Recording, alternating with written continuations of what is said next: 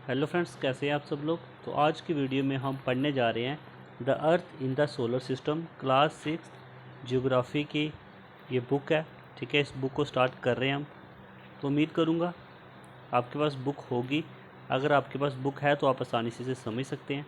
ठीक है, तो आइए इसे स्टार्ट करते हैं आप। और ये काफ़ी इंपॉर्टेंट है। अगर हम कॉम्पिटिटिव एग्ज़ाम की बात करें उसके लिए भी इम्पॉर्टेंट है, और जनरल नॉलेज जो बेसिक नॉलेज जो है जियोग्राफी की वो इसी से शुरू होती है। ठीक है फ्रेंड्स, तो ये तो स्टार्ट करते हैं। सबसे पहले तो हम टेक्स्ट को साथ साथ रीड भी करेंगे और उसकी ट्रांसलेशन भी करेंगे, उसको समझेंगे भी। ठीक है, तो लिखा गया है, how wonderful it is to watch the sky after sunset. तो सूर्य अस्त के बाद आकाश को देखना कितना अद्भुत होता है ना। One would first notice one और two bright dot shining in the sky. सबसे पहले आकाश में चमकते हुए 2 या 3 डॉट्स हमें दिखाई देंगे। ठीक है, soon you would see the number of increasing. तो उसके बाद जल्दी ही आप उसकी संख्या में वृद्धि देखेंगे, है ना, increasing. You can not count them any more. और आप उन्हें अधिक नहीं गिन सकते। ठीक है, ज़्यादा से ज़्यादा आप उसे नहीं गिन सकते।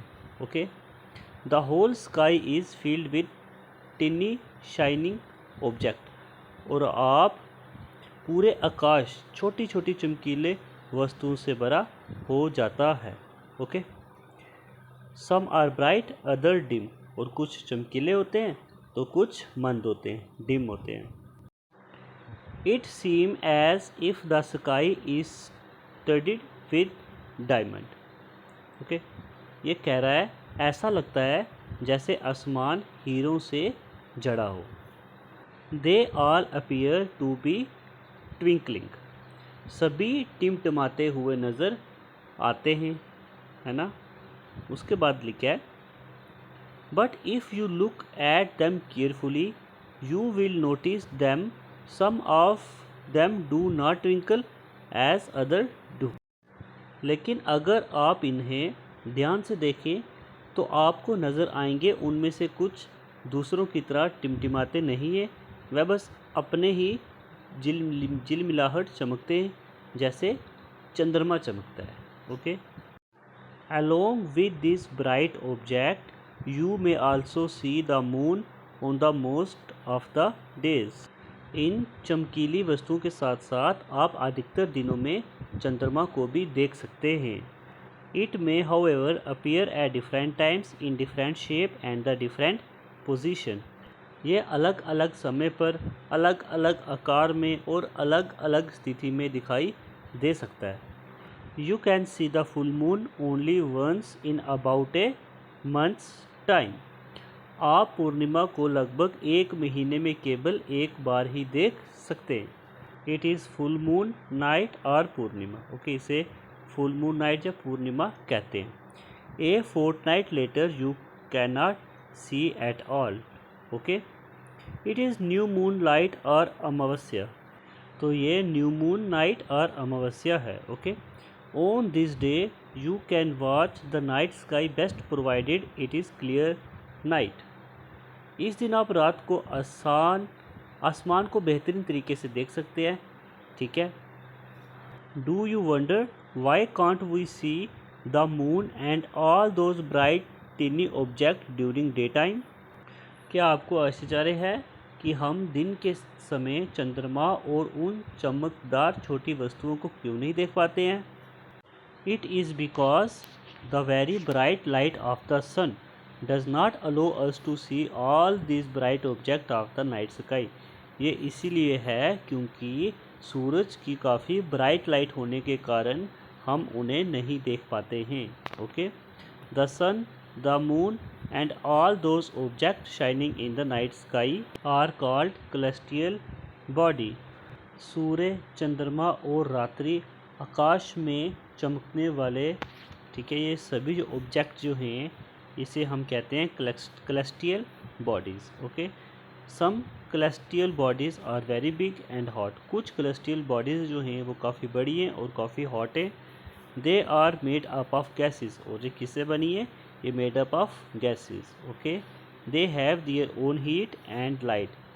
तो इन सेलेस्टियल बॉडी की अपनी हीट भी होती है और इनकी अपनी लाइट भी होती है, which they emit in large amount, जिसे वह बड़ी मात्रा में उत्सर्जित करते हैं। ओके, तो आगे कह रहा है they have their own heat and light which they emit large amount and this celestial body are called star. और इसी सेलेस्टियल बॉडी को हम क्या कहते हैं? स्टार। और the sun is a star, और जो सूरज जो है ये भी एक स्टार है। ओके, तो उसके बाद है countless twinkling star in the light sky are similar to the सन।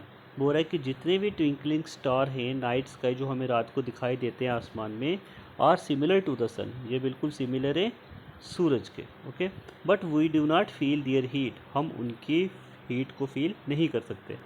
क्यों नहीं हम इसको फील कर सकते? क्योंकि they look so tiny because they are very far from us, क्योंकि ये छोटे छोटे दिखाई देते हैं और ये अर्थ से हमसे काफ़ी दूर है। ठीक है, इसलिए इनकी हीट और इनकी लाइट जो है वो ज़्यादातर हमारे यहाँ पे हम उनको फील नहीं कर सकते। ठीक है, you must have notice that all object look smaller when seen from a distance, how small an aeroplane look when it is flying at a great height. तो ये कह रहा है आपने देखा होगा कि दूर से देखने पे सभी वस्तुएं छोटी दिखाई देती हैं, जब कोई हवाई जहाज बहुत ऊंचाई पर उड़ता है तो वो कितना छोटा दिखाई देता है। While watching the night sky you may notice various pattern formed by the different group of star, this are called constellations. रात को आकाश को देखते समय आप तारों के विभिन्न समूहों द्वारा निर्मित विभिन्न पैटर्न को देख सकते हैं। ठीक है, और इन्हें कहते हैं हम कंस्टलेशंस। ठीक है, अर्सा मेजर और big bear is one such constellations. और जो उर्सा मेजर जो है या बिग बियर जो है ये भी एक कंस्टलेशन है। One of the most easily recognized constellation is the Saptarishi. और कह रहा है सबसे आसानी से पहचाने वाले जो कंस्टलेशंस होते हैं, ठीक है, वो होते हैं सप्तऋषि। ओके, सप्तऋषि मीन्स ऋषि। ये 7 तारों का एक समूह है जो अर्सा मेजर कंस्टलेशन का एक हिस्सा है।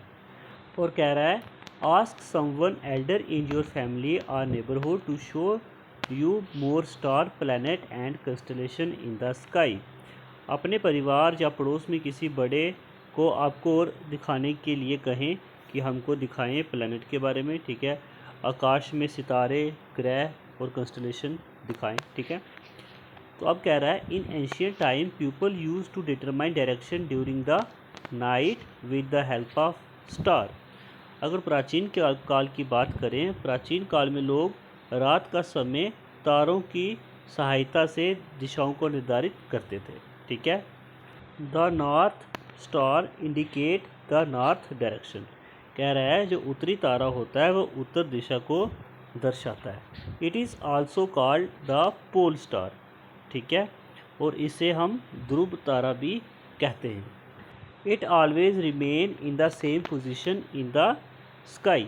ये आकाश में सदैव एक स्थिति में रहता है। ठीक है, when we can locate the position of the pole star with the help of सप्तऋषि।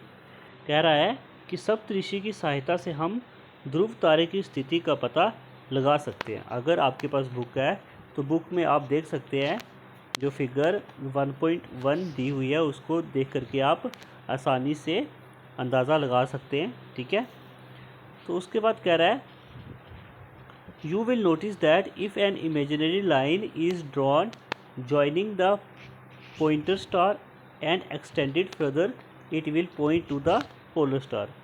और ये कह रहा है कि आप देख सकते हैं यदि सूचक तारों को मिलाते हुए अगर उसकी रेखा खींची जाए और आगे बढ़ाई जाए, ये ध्रुव तारों की ओर इशारा करेगा। अगर आपके पास बुक है तो देखिए यहाँ पे 7 जो स्टार्स जो हैं, ठीक है, उसके सीधा जो उसके लाइन को आगे लेकर के जाएंगे, रेखा को आगे लेकर के जाएंगे तो सामने ये पोलर स्टार हमें दिखाई देगा, पोल स्टार हमें दिखाई देगा। ठीक है, तो आगे कह रहा है सम celestial body do not have their own heat and light. कुछ celestial bodies होती हैं, उनकी अपनी हीट नहीं होती है और उनकी अपनी लाइट नहीं होती है. They are lit by the light of the star. और ये तारों के प्रकाश से जगमगाते हैं. ठीक है. Such bodies are called planet. तो इन्हीं बॉडीज़ को कहा जाता है planet. Okay. The word planet come from the Greek word planet. बोल रहा है कि जो वर्ड प्लैनेट जो है ये ग्रीक शब्द प्लेंटाई से लिया गया है. ठीक है. तो इसका मतलब है वेंडर, जिसका मतलब होता है वंडर. वंडर क्या होता है? पथिक. ठीक है. और उसके बाद क्या कह रहा है? The earth on which we live is a planet. और जो अर्थ जिसमें हम रह रहे हैं, ठीक है, ये जो ग्रह है इसे क्या कहते हैं हम? ये भी एक प्लैनेट है. ठीक है. द वर्ड और जो कह रहा है it get all its heat and light from the sun. और जो प्लैनेट है इसकी जितनी भी लाइट है, इसमें जितनी भी रोशनी है, जो हीट जो है, ये कहाँ से आ रही है?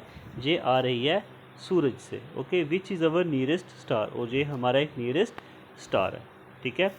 आगे कह रहा है if we look at the earth from a great distance say the moon it will be appear to be shining just as the moon. यदि हम पृथ्वी को दूर से देखें, जैसे दोपहर को देखें, तो वो चंद्रमा के समान चमकीला प्रतीत होगा. चंद्रमा जो हम आकाश में देखते हैं वह एक उपग्रह है. ठीक है. और ये हमारे पृथ्वी का एक साथी है और इसके चारों ओर घूमता है. ठीक है. Like our earth there are 7 other planet that get heat and light from the sun. बोल रहा है कि अर्थ की तरह और भी 7 अन्य ग्रह हैं जो सूर्य से गर्मी प्राप्त करता है. ठीक है. Some of them have their moon too. और कुछ में अपने चंद्रमा भी हैं. ओके. तो फ्रेंड्स इस वीडियो को हम यहीं पे ख़त्म कर रहे हैं. तो हम फ्रेंड्स जो अर्थ इन द सोलर सिस्टम को डिटेल में डिस्कस कर रहे हैं 6th क्लास. तो अब हम बात करते हैं the sun. The sun is the centre of the solar system. जो सूर्य जो है ये सेंटर है सोलर सिस्टम का. It is a huge and made up of extremely hot gases. ये काफ़ी ह्यूज है और ये बना किसका? एक्सट्रीमली हॉट गैसेज का. ठीक है. It provide the pulling force that bind. ये प्रोवाइड करता है पुलिंग फोर्स जो बाइंड करता है पूरे सोलर सिस्टम को. The sun is the ultimate source of heat. ये सूर्य जो है इसमें अल्टीमेट सोर्स ऑफ हीट है और लाइट है पूरे सोलर सिस्टम की. ठीक है. But that tremendous heat not felt so much. लेकिन अब ये कह रहा है कि इसकी ये जो इतनी गर्मी जो है ये हमें महसूस नहीं होती, क्योंकि हमारा सबसे नज़दीकी तारा होते हुए भी ये हमसे दूर है. Okay. It is far away from us. The sun is about 150 billion kilometre away from the earth. और सूर्य पृथ्वी से लगभग 150 मिलियन किलोमीटर दूरी पे है. ठीक है. तो नेक्स्ट बात करते हैं प्लैनेट की. द प्लैनेट की बात करें, there are 8 planet in our solar system. हमारे सोलर सिस्टम में कितने प्लैनेट हैं? 8 प्लैनेट है. ठीक है. In order of their distance from the sun they are.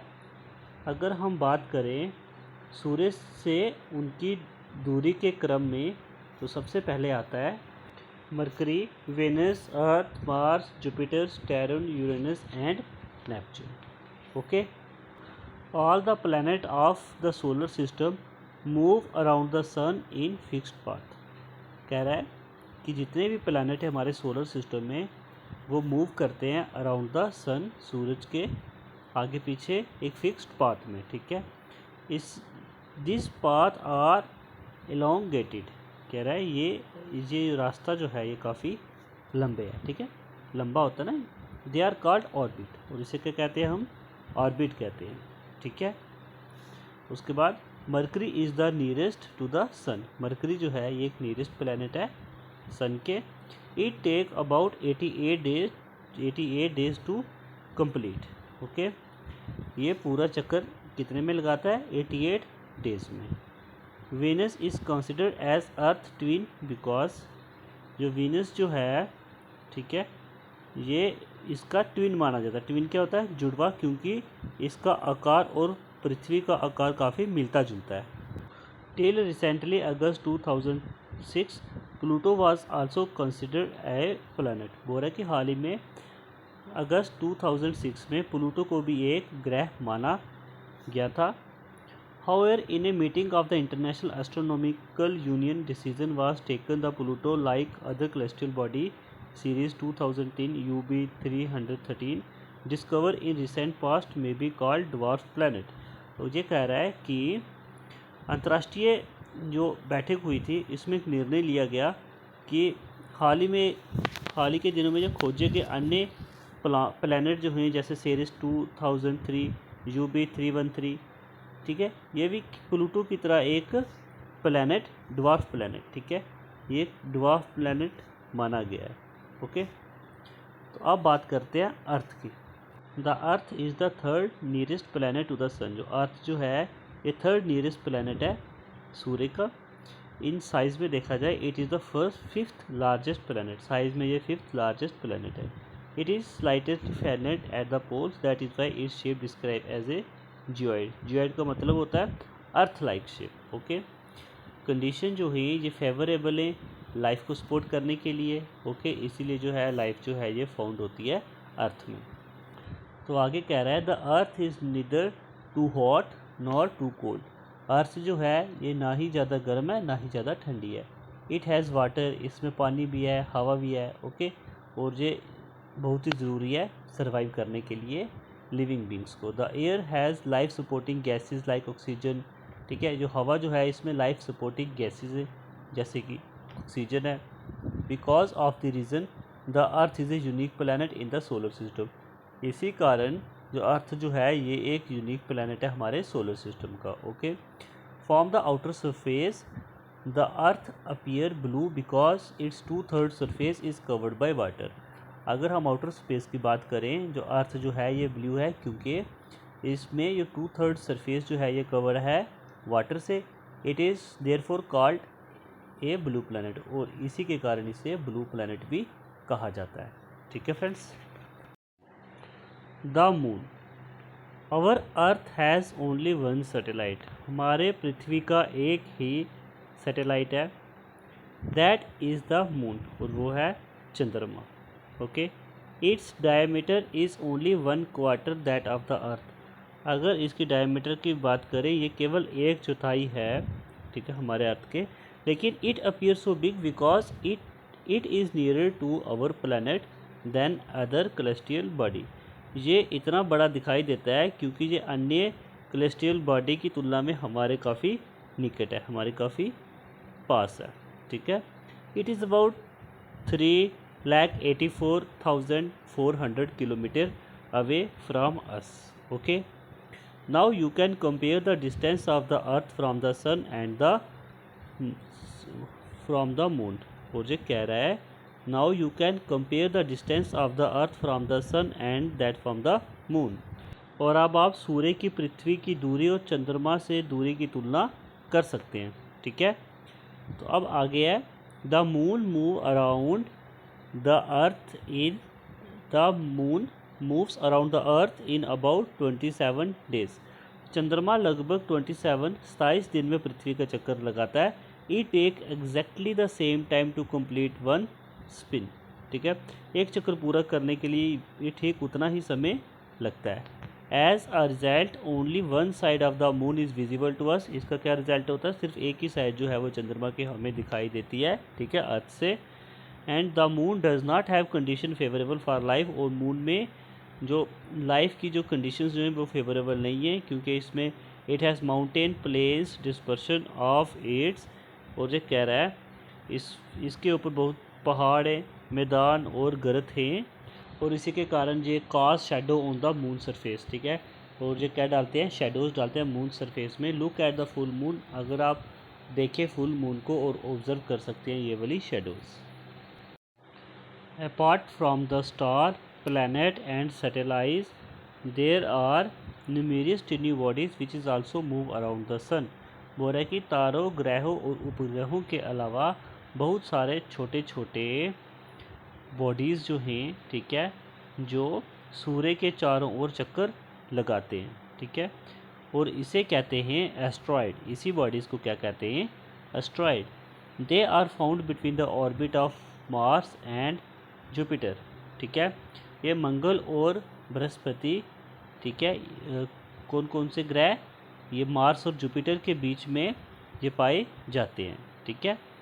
Scientist are the view that asteroid are part of the planet which exploded many year back. और scientist का ऐसा मानना है ये जो एस्ट्रॉइड जो हैं ये पार्ट है प्लैनेट के जो कई साल पहले क्या हो गए थे, एक्सप्लोडेड हो गए थे। ठीक है। एक्सप्लोडेड क्या होता है, एक किस्म को फट जाना। ओके। तो अब बात करते हैं मेट्रॉइड की। The small pieces of rock which move around the sun are called meteoroid. कह रहा है कि चट्टानों के छोटे छोटे टुकड़े जो सूर्य के चारों ओर चक्कर लगाते हैं उसे कहते हैं meteoroid. Okay. Sometime this meteoroid come near the earth and turn to drop upon it. क्या कह रहे हैं, कभी कभी ये मेट्रॉइड जो हैं पृथ्वी के निकट आते हैं और उस पर गिरने लगते हैं। During this process due to friction with the air they get heated up and burn. और कह रहा है इसी प्रक्रिया के दौरान हवा से घर्षण के कारण ये गर्म हो जाते हैं और जल जाते हैं। ठीक है। It causes A flash of light, और ये प्रकाश की चमक का कारण बनता है। ठीक है। Some time a meteor without be completely burned fall on the earth and create a hollow. और बोले कभी कभी क्या होता है, ये बिना जले पृथ्वी पे गिर जाता है और एक गड्ढा बना देता है। ठीक है, होल बना देता है। Do you see a whitish broad band like a white glowing path across the sky on the clear starry night. कह रहा है क्या आप एक स्पष्ट तारों वाली रात में आकाश में एक सफ़ेद चमकदार पथ की तरह सफ़ेद चौड़ी पट्टी देखते हैं। It is A cluster of million of star. ये लाखों तारों का एक समूह होता है। ठीक है। This band is the milky Way Galaxy. Okay. और ये कह रहा है ये बैंड जो है ये मिल्की वे गैलेक्सी है। Okay. And our solar system is a part of this galaxy. और हमारा सोलर सिस्टम जो है ये इसी गैलेक्सी का एक पार्ट है। ओके।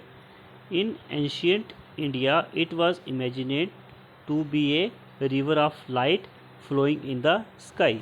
प्राचीन भारत में इसकी कल्पना आकाश में बहने वाली प्रकाश की नदी के रूप में की जाती थी। ठीक है। तो इसी प्रकार के इसका नाम पड़ा आकाश गंगा। ओके। तो उसके बाद कह रहा है ए Galaxy is a huge system of billion of stars and cloud of dust and gases. ठीक है। एक आकाश गंगा जो है ये अरबों सितारों और धूल और गैसों के बादलों की एक विशाल प्रणाली है। ठीक है। ऐसी लाखों आकाश गंगाएं जो ब्रह्मांड का निर्माण करती हैं। ठीक है। तो इससे ये पता चलता है there are million of such galaxies that make the universe. ऐसे बहुत सारी मिलियंस गैलेक्सीज जो हैं ये क्या करती हैं, यूनिवर्स को बनाती है। It is difficult to imagine how big the universe. बोला कि ये काफ़ी मुश्किल है इमेजिन करना कि ये यूनिवर्स कितना बड़ा है। It is scientist are still trying to find the more and more about it. और साइंटिस्ट जो हैं जो हमेशा प्रयास करते आ रहे हैं और आगे भी कर रहे हैं, अभी भी कर रहे हैं कि इसके बारे में ज़्यादा से ज़्यादा जानने की। We are not certain about its size but we know that of us you and I belong to this universe. और हमें सिर्फ इतना पता है you and I belong to this universe, हम और आप इसी यूनिवर्स से बिलोंग करते हैं। ओके। तो ये था फ्रेंड्स हमारा फर्स्ट लेसन पूरा कंप्लीट हो चुका है। उम्मीद करता हूँ कि आपको ये लेसन समझ में आया होगा। ठीक है। आपके पास बुक होगी, अगर आपके फ्रंट में होगी तो एक एक वर्ड को हमने पढ़ा है, हमने डिटेल में डिस्कस किया है। तो नेक्स्ट लेसन हम नेक्स्ट वीडियो में लेकर के आएंगे। तब तक के लिए धन्यवाद।